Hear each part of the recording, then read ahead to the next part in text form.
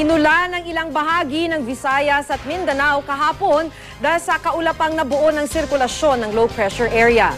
Sabi ng Pag-asa, nalusaw na ang LPA kagabi pero nag-iwan ito ng perwisyo sa ilang residente ng Mambusaw, Capiz at Zamboanga City na sinalanta ng flash flood. Makibalita tayo kay Steve Dailisan. Daan-daang residente ang apektado ng flash flood kahapon sa barangay Manikahan sa Zamboanga City. Ayon sa mga residente, sandali lang ang ulan sa kanila pero bumaha pa rin dahil umapaw ang Manikahan River. May ilang sinubukan pang isalba ang kanilang mga gamit. Marami na talagang tubig sa loob ng bahay.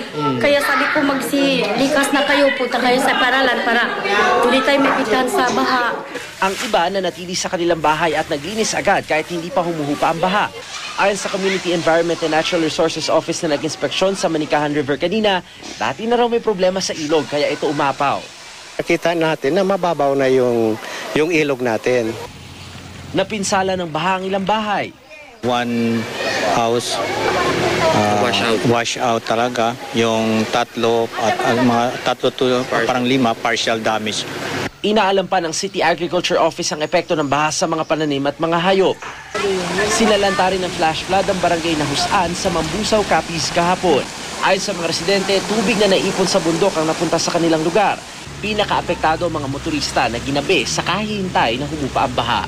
Steve Dailisan, GMA News.